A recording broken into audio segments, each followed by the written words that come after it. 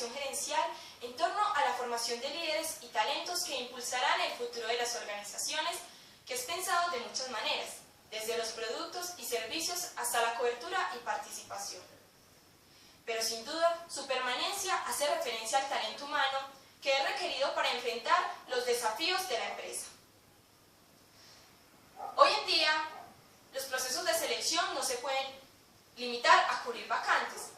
Obliga un pensamiento capacitado para diseñar y ofrecer excelentes servicios. Es por eso que los semilleros de formación ayudan a identificar potencialidades a favor del crecimiento sostenido, donde las empresas se hacen responsables de los nuevos integrantes. Algunos pasos a seguir pueden ser los siguientes. Aunque todo debe iniciar por el reconocimiento de quien actualmente ocupa el cargo, que en algún momento su periodo de tiempo debe dar por terminado, además de acompañar en el proceso mentoring a los nuevos talentos que van a participar. En primer lugar, se deben identificar los cargos críticos, cuestionar las consecuencias que se pueden generar al no tener personal capacitado para reemplazar personal antiguo. Como segundo, se deben establecer lapsos de tiempo que pueden ir entre 24 y 36 meses, donde los colaboradores como los integrantes pueden establecer y desarrollar todas las fases dadas. También la empresa debe elaborar un presupuesto y reconocer la diferencia entre gasto e inversión.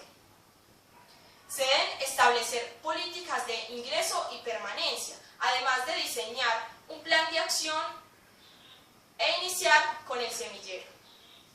También se deben dar políticas de permanencia que pueden estar ligadas con las compensaciones económicas o integraciones familiares.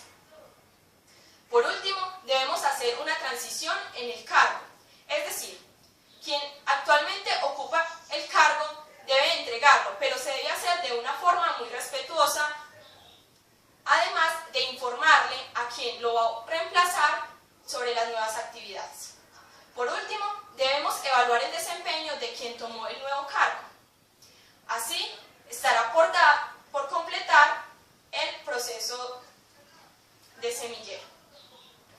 Espero que finalmente puedan reconocer que el talento en las organizaciones es indispensable, ya que las vuelve más dinámicas, además de generar procesos de adaptación en los mercados actuales, que exigen competencias específicas para alcanzar el éxito.